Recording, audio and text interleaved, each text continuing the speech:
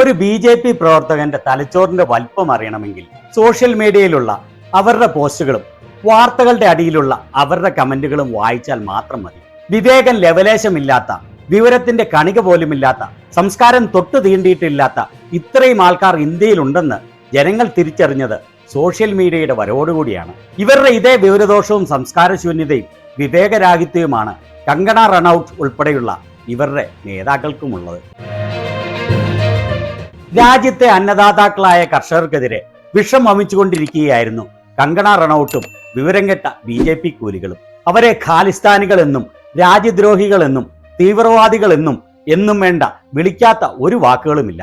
അടുത്തയിടെ ഒരു TV ഇന്റർവ്യൂവിൽ കർഷകർക്കെതിരെ ചിന്തിക്കാനാവാത്ത വിഷം ചീറ്റിയുള്ള മണ്ടിയിലെ മണ്ടിയായ MP കങ്കണ റണൌട്ടിന്റെ വാക്കുകൾ നിങ്ങൾ എല്ലാവരും കേട്ടിരിക്കും.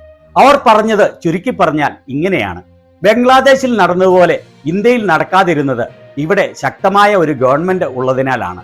जो बांग्लादेश में हुआ ना, वो यहाँ होते हुए भी देर नहीं लगनी थी अगर हमारे इतने शीर्ष नेतृत्व जो हमारे इतने सशक्त नहीं होते. ഇവിടെ നടന്ന കർഷക സമരം എന്ന് പറയുന്ന സമരത്തിൽ ശവങ്ങൾ തൂങ്ങിക്കിടക്കുകയായിരുന്നു. വളരെയേറെ ബലാത്സംഗങ്ങൾ അവിടെ നടന്നു. यहाँ पे जो फार्मर्स प्रोटेस्ट हुए, वहाँ पे लाशें लटकी थी, वहाँ पे रेप हो रहे थे. കർഷകർക്ക് ഗുണകരമായ ബില്ല് പിൻവലിച്ചപ്പോൾ രാജ്യം മൊത്തം ഞെട്ടിത്തെറിച്ചുപോയി. ആ പറയുന്ന കർഷകർ ഇപ്പോഴും സമരവുമായി അവിടെ ഇരിപ്പാണ്. അവർ ഒരിക്കലും ചിന്തിച്ചില്ല ഈ ബിൽ പിൻവലിക്കുമെന്ന്. ഇത് ബംഗ്ലാദേശിൽ നടന്നതുപോലെ വലിയൊരു ഗൂഢാലോചനയായിരുന്നു. നിങ്ങൾക്ക് തോന്നുന്നുണ്ടോ അവർ കർഷകരാണെന്ന്? ഒരിക്കലുമല്ല. ചൈന, അമേരിക്ക തുടങ്ങിയ രാജ്യങ്ങളുടെ ഗൂഢാലോചനയായിരുന്നു.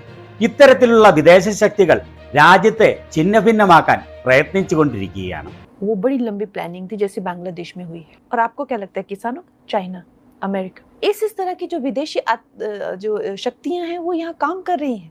ഇങ്ങനെയൊക്കെ പറയാൻ ഏത് തരത്തിലുള്ള ബുദ്ധിയുള്ളവർക്കാണ് സാധിക്കുക എന്ന് സാധാരണ മനുഷ്യരെല്ലാവരും ആശ്ചര്യപ്പെട്ടു പോകും.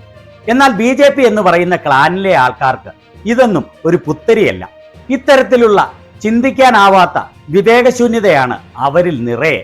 പക്ഷേ കങ്കണയുടെ ഈ പരാമർശം അനവസരത്തിലായിപ്പോയി എന്ന് തെളിയിക്കുന്നതാണ് BJP ഉടനെ തന്നെ കങ്കണ BJPയുടെ സ്പോർട്സ് പേഴ്സൺ അല്ല, അവർ പറഞ്ഞത് പാർട്ടിയുടെ നയമല്ല, അവർ പറഞ്ഞതിനോട് വിയോജിക്കുന്നു, ഇങ്ങനെ പറയാൻ അവരെ ചുമതലപ്പെടുത്തിയിട്ടില്ല, ഭാവിയിൽ ഇത്തരത്തിലുള്ള പ്രസ്താവനകൾ ഇറക്കാൻ പാടില്ല എന്ന് നിർദ്ദേശം കൊടുത്തു.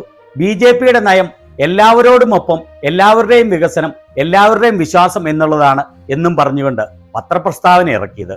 ഇത് അനവസരത്തിൽ അല്ലായിരുന്നെങ്കിൽ ഒരിക്കലും ഈ പ്രസ്താവനയെ നിഷേധിച്ചുകൊണ്ട് രംഗത്തെത്താൻ BJP തയ്യാറാവുമായിരുന്നില്ല. കാരണം BJP നേതാക്കളുടെ വായിൽ നിന്ന് എപ്പോഴും വരുന്നത് ഇങ്ങനെയുള്ള വാക്കുകളാണ്.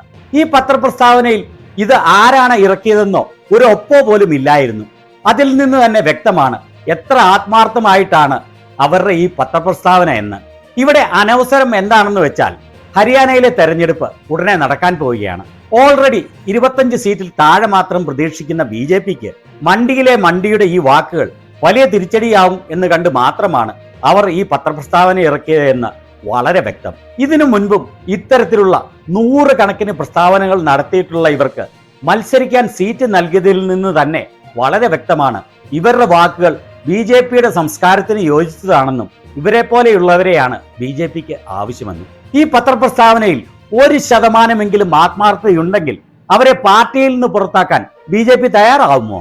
അതുമല്ലെങ്കിൽ ഇത്രയും വൃത്തികെട്ട പരാമർശം നടത്തിയ അവരോട് ഏറ്റവും കുറഞ്ഞത് MP സ്ഥാനം രാജിവെക്കാൻ ആവശ്യപ്പെടുമോ?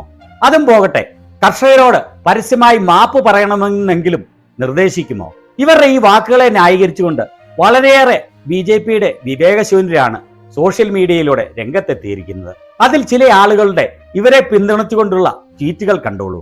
ഏതായാലും ഒരു കാര്യം ഉറപ്പിച്ചു പറയാം, BJPയുടെ അവസാന നിമിഷത്തെ ഈ നാടകം കൊണ്ടൊന്നും ഹരിയാനയിലെ അവരുടെ വലിയ പതനത്തെ തടഞ്ഞു നിർത്താനാവില്ല.